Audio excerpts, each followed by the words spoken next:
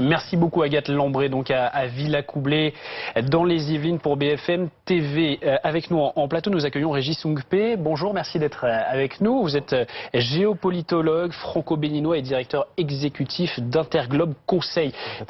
On le rappelle, ces deux otages français avaient été enlevés le 1er mai au Bénin, au nord du Bénin, à la frontière quasiment avec le Burkina Faso.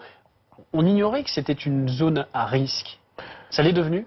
Ça l'est devenu après, justement, de façon mécanique, juste après cette prise d'otage, cet enlèvement et très malheureusement avec le meurtre odieux du guide Fiacre Béji qui, de toute évidence, n'aurait pas permis justement qu'il puisse s'aventurer si la zone était classée rouge.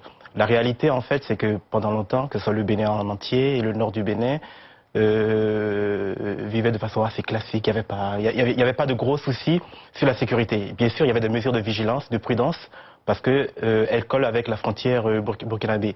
Au-delà de ça, il n'y a jamais eu une alerte qui consisterait justement à laisser croire que cette partie du Bénin était une partie à risque et pouvait abriter des groupes djihadistes et des terroristes. Même si effectivement il y a toujours au cours de ce mois, il y a une opération plutôt discrète de l'armée béninoise, l'opération Djidjoro, qui a permis de ratisser, de sécuriser la région avec 1000 hommes. Et il en est ressorti que c'était une zone qui était plutôt non, pas forcément stable, mais qui n'était pas totalement imprudent et non vigilant de s'y aventurer.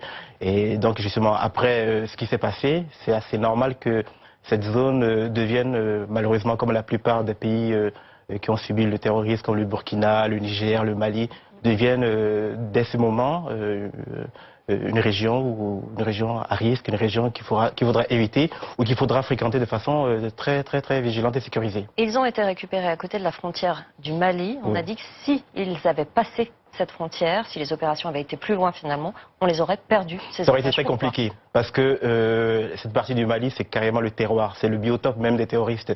C'est l'endroit où certainement ils ont des habitudes acquises depuis tellement longtemps. Et donc, et pour les forces françaises, les forces internationales, les forces maliennes, ça serait très compliqué. La chose n'est pas impossible, mais au-delà du Mali, au-delà de cette frontière et dans la région que vous évoquez, il aurait été très difficile de les reprendre parce que il y a des grottes, il y a des abris, il y a des caches qu'ils ont aménagées, que ces groupes ont aménagées depuis des années et qui permettraient une véritable difficulté à la fois pour les forces et même pour la sécurité internationale en général à identifier les terroristes, à la fois les terroristes et les otages. Vincent Hugeux, le général Lecointe, le chef d'état-major des armées, a notamment parlé de la Katiba Massina. C'est quoi exactement? Qui aurait pu donc mettre la main sur ces ex-otages? Alors, la Katiba Massina donc apparaît au centre du Mali, qui est devenu l'un des brasiers les plus ardents de cette nébuleuse djihadiste. Elle a pour leader emblématique un prédicateur qui s'appelle Amadou Koufa, qui est plus qu'un chef militaire, c'est davantage en fait un guide spirituel qui a beaucoup capitalisé sur les rancœurs, les frustrations de la jeunesse locale, notamment d'ethnie Peul. Alors il ne faut jamais essentialiser ce type de réflexion. Il peut y avoir d'autres que des Peuls combattants au sein de cette Katiba, mais c'est vrai que, je dirais, le point commun, c'est cette intense frustration vis-à-vis d'un État qui est perçu, souvent à raison d'ailleurs, soit comme totalement absent, abandon, pas d'administration, pas d'école, pas d'hôpitaux, un sous-préfet qui fait un tour de piste et qui s'en va dans l'autre sens parce qu'il n'a ni moyens ni sécurité, et puis un État qui est perçu comme prédateur. Donc, entre deux mots, choisissez le moindre.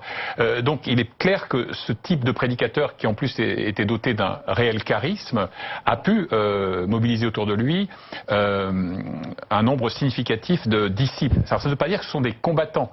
Vous n'avez pas besoin que de combattants, vous avez besoin aussi de gens qui font le guet, qui font la sentinelle, qui passent des messages, parce que la crainte que suscite l'intense surveillance électronique fait qu'on est revenu à des modes de communication qui peuvent sembler archaïques, mais qui sont d'efficacité redoutable. On envoie un messager, on ne prend plus son téléphone, on prend plus son 4x4, on fait un 2 roues, ou bien à la limite, on fait ça à pied ou à dos de mulet.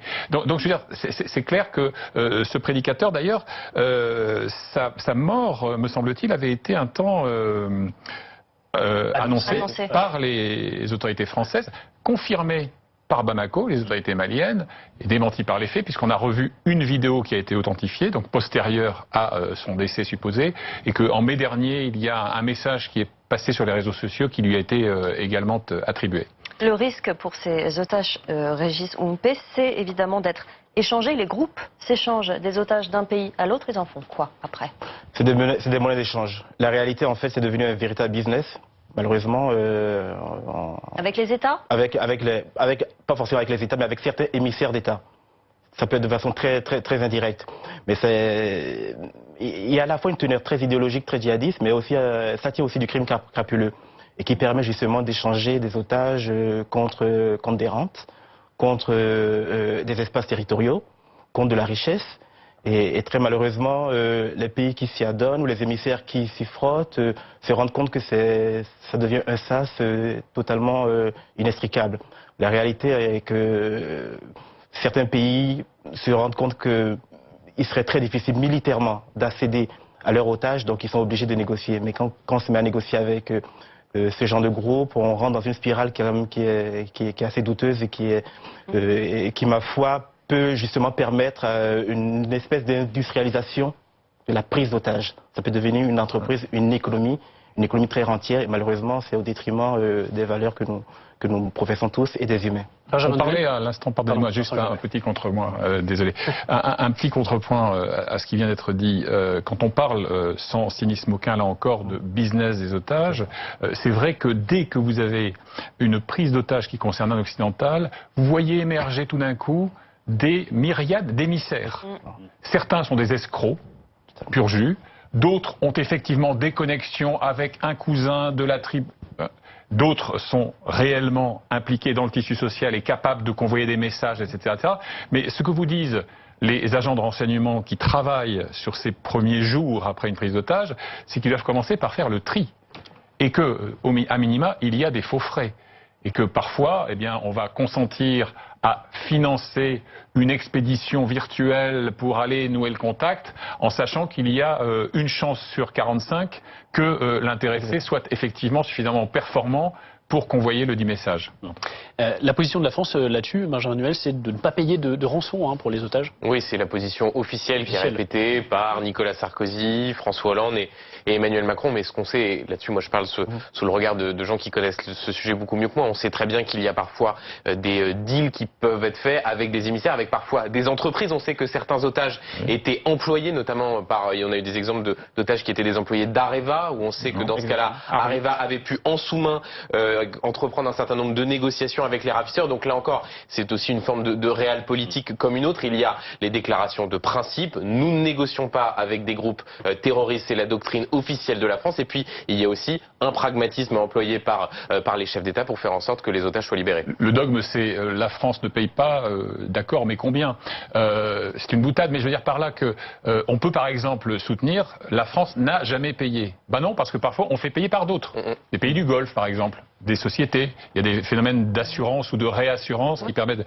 Et donc ça peut passer par des canaux, c'est quasiment comme de la fraude fiscale à l'échelle internationale, c'est-à-dire ça passe par des canaux très détournés pour qu'on ne puisse pas dire, regardez là, il y a la preuve palpable, tangible, qu'il y a eu transaction. Mais le simple fait de devoir financer des expéditions de prise de contact qui sont nécessaires. Moi, je ne porte pas de jugement normatif, je ne dis pas que c'est bien ou c'est mal, qui sont nécessaires pour effectivement à un moment donné faire passer un message. Eh bien oui, il y a effectivement des budgets qui sont consacrés à ce type d'initiative. Ces deux ex-otages qui vont arriver d'ici une demi-heure, 40 minutes à Villa Coublé sont passés tout à l'heure par le palais présidentiel de Ouagadougou. Ils ont été reçus par le président et ils se sont exprimés. Écoutez.